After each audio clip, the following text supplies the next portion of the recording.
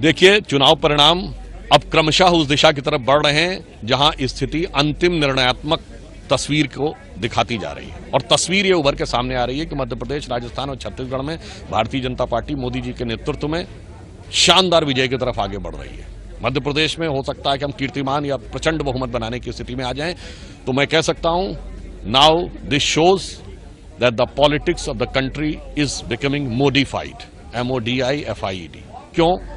मोदी जी ने ईमानदारी से, निष्ठा से विकास, जन कल्याण, सुरक्षा और राष्ट्रीय गौरव के लिए जो काम किया है, सांस्कृतिक गौरव के लिए, उसमें विश्वास है। और विपक्षी दलों का, कांग्रेस का नहीं, कि ऐन वक्त पे जब चुनाव आया तो आपने घबराहट में, बौखलाहट में, प्रेशर में ये वादा कर दिया, वो वादा कर दिया, हम ये कर देंगे, वो कर देंगे, कभी जात का कार्ड, कभी तुष्टीकरण का कार्ड, वो सब फेल है।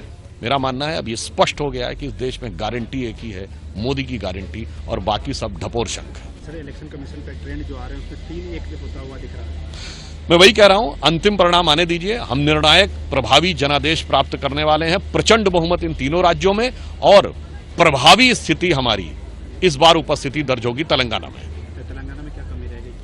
देखिए, हमने अच्छा चुनाव लड़ा है, अंतिम परिणाम आने दीजिए। हमें लगता है कि मत प्रतिशत में हमने कई गुने की बढ़ोतरी की होगी। कभी कभी होता है, हम प्रयास करते हैं लंबी छलांग मारने के लिए, पहली बार में सफलता नहीं मिलती। 1991 में भी आपको याद हो, हमने लोकसभा चुनाव में कहा था सरकार बनाने का दावा, 120 पे रुक गए थे।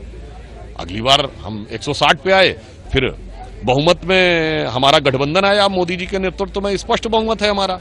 तो इसलिए हमने प्रयास किया है और वहां भी हम प्रभावी